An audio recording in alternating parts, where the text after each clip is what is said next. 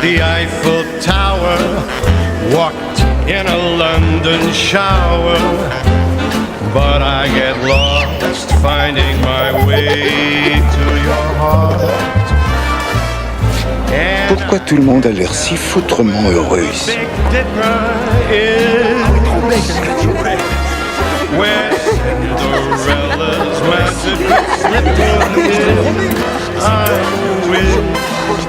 I took a trip to Dallas, slept in a prince's palace.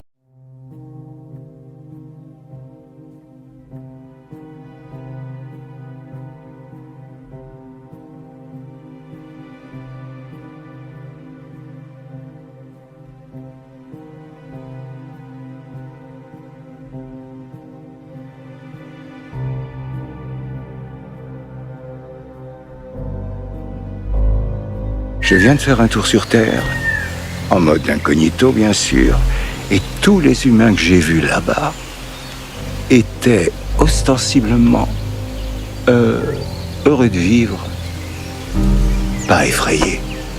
Et quand ils ne sont pas effrayés, ils ne me vénèrent pas. Je crois qu'il faut que je refasse comme au bon vieux temps, à l'époque où tous les humains étaient en permanence sur le qui-vive. Je me suis montré trop laxiste avec tout ça. Je vais me mettre en mode extermination, sans aucun discernement. J'ai pas fait ça depuis longtemps. Je vais en éradiquer, je sais pas, mais disons la moitié à peu près.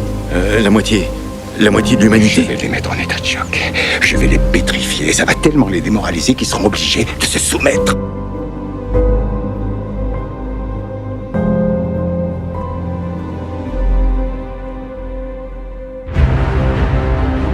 Nous, on nous dit depuis notre enfance que le monde va s'effondrer. On nous élève avec le sentiment qu'on va vivre la fin du monde. La fin du monde approche à toute vitesse. Il y aura 2 étapes au plan. Étape 1, désastre naturel. Oh, ça va pousser nos petits potes à me respecter super vite. Étape 2, je vais leur raconter des histoires pour les pousser à se détester. On devrait être parti pour au moins 10 ans de conflit qu'ils croiront avoir voulu. Tu sais qu'avant c'était comme ça partout dans le monde, tout le temps.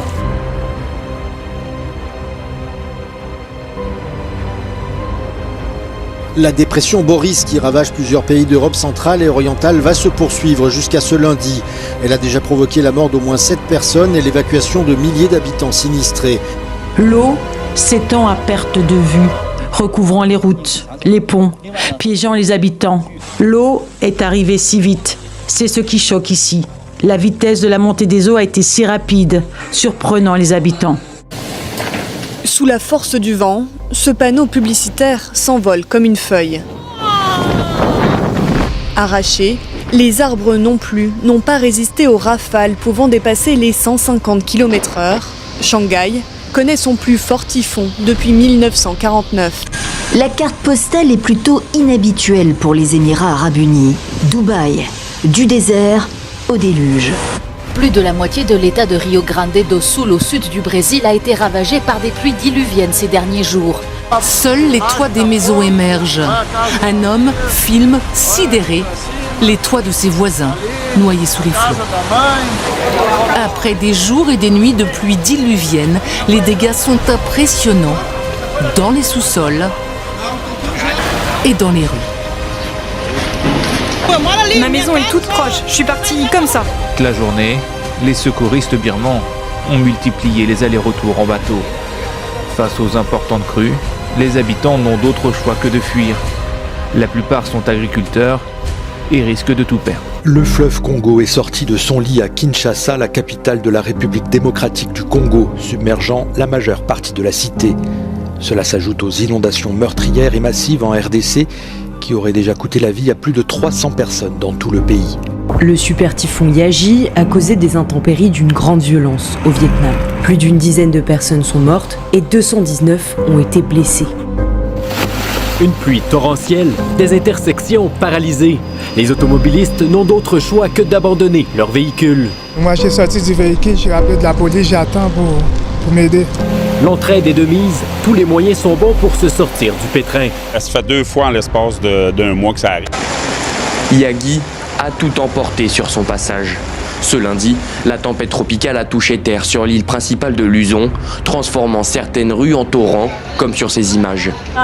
L'eau est montée haut jusqu'au cou. C'était très haut là-bas aussi. J'étais ici hier, mais j'ai dû partir. J'étais seule. Notre maison et nos biens ont été engloutis. Toutes nos affaires ont été noyées dans l'inondation. Rivière en crue, route coupée.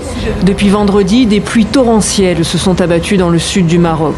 Des conditions inhabituelles dans cette région semi-aride. Marseille sous les eaux. De très fortes pluies se sont abattues sur la cité phocéenne et une grande partie du littoral méditerranéen ce mercredi après-midi. Conséquence, une circulation difficile et plusieurs quartiers de la ville complètement sous l'eau.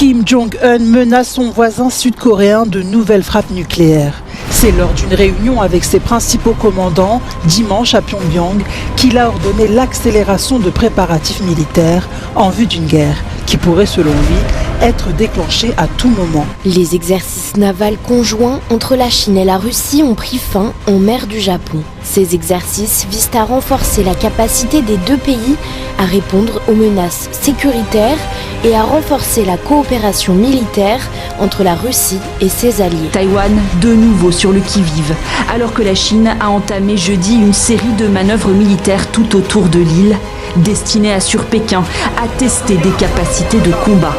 Une démonstration de force assortie d'une lourde mise en garde. Toutes les forces séparatistes en faveur de l'indépendance de Taïwan finiront dans le sang, la tête brisée, face à l'événement historique d'une réunification complète de la Chine. La Russie menace de frapper la France après le feu vert du Parlement européen à l'Ukraine pour frapper des cibles militaires en territoire russe avec des armes occidentales.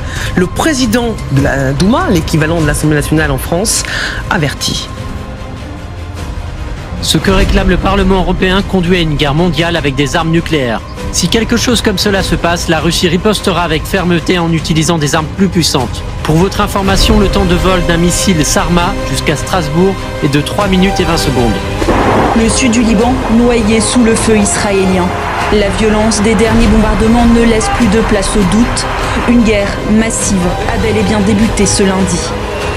Des centaines de morts et plus de 5000 blessés, déjà recensés en une seule journée. Ceux qui étaient hier encore dans l'expectative commencent à plier bagages, direction le nord. Pendant que les Libanais cherchent à se mettre à l'abri, Israël affiche sa détermination. J'ai promis que nous changerions l'équilibre de la sécurité, le rapport de force dans le nord. C'est exactement ce que nous faisons.